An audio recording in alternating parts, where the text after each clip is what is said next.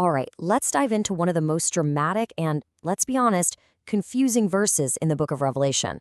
We're talking cosmic signs, a darkened sun, the whole deal. But what if it's not about some far-off apocalypse?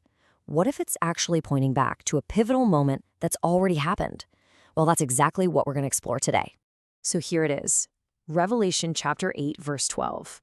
A third of the sun, moon, and stars smitten and darkened. Wow.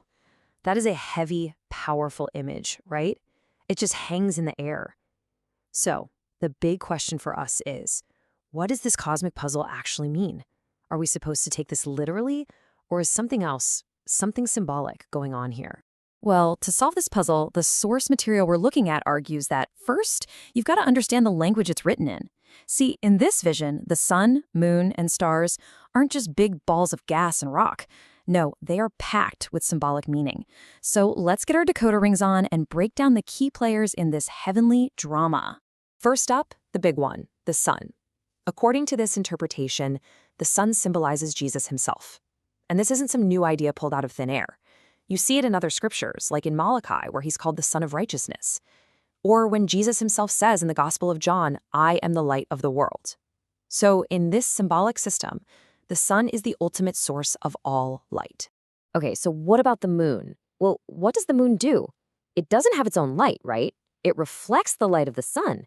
So in this framework, the moon represents the nations or the church, basically any group of people who are meant to reflect that primary light of Jesus out into the world. And that brings us to the stars. Following that same exact logic, the stars are those smaller individual points of light. They're symbols for individual believers, or maybe even angels, each one reflecting that same divine light in their own unique way. So, you got your key. Sun is the source, moon is the collective reflector, and the stars are the individual reflectors. Now, we're ready to unlock the verse. All right, so now that we have our symbols decoded, this is where things get really interesting. Our source connects this verse to one of the single most significant events in all of history. This is the part of the story that really gives you that aha moment. So let's just think about this out loud. If the sun represents Jesus, the light of the world, then what could it possibly mean for that sun to be smitten? Notice the verse doesn't just say it was darkened or hidden. It says it was smitten, struck, afflicted. That's a very different, very violent kind of word. And get this, the original language totally backs this up. The Greek word used here, eplege, literally means to be struck, to be wounded. So we're not talking about a gentle dimming. This is a violent act, a wound. And that one little word choice is absolutely critical to understanding the whole picture. And this brings us right to the core of the argument. This source suggests that the fourth trumpet is not a prophecy about some future cosmic disaster. Instead, it's a poetic, deeply symbolic look back in time, a description of the moment the light of the world was struck down, wounded, and afflicted. Yup, we're talking about the crucifixion.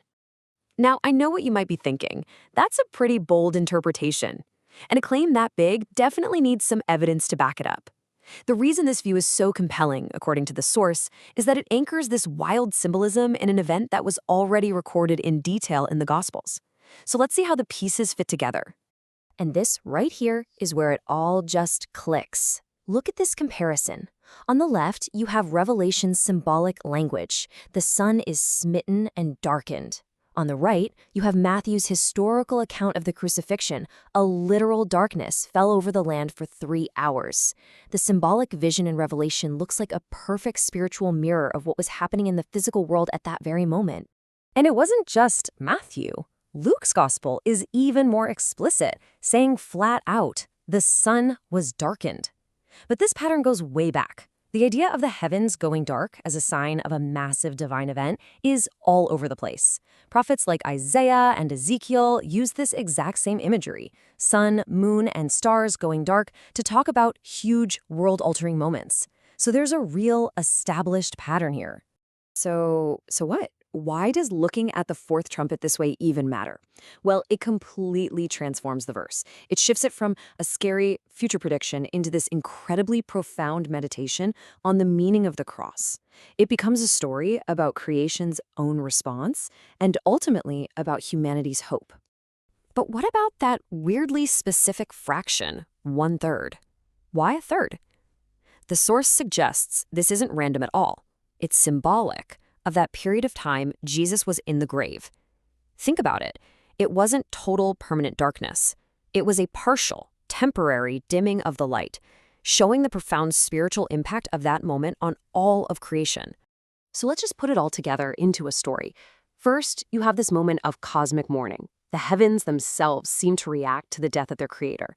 Second, this creates a spiritual night, a time of darkness and confusion for humanity while its savior is in the tomb. But, and this is the key, that temporary darkness is what sets the stage for the third step, the resurrection dawn, when that light breaks forth again, victorious. When you look at it through this lens, the crucifixion wasn't just something that happened on a hill outside Jerusalem. It was an event of such cosmic importance that the sun, the moon, and the stars all symbolically paused to mark its gravity. It's a moment so significant that, as the source says, even creation itself responded. It really leaves you with a lot to think about, doesn't it?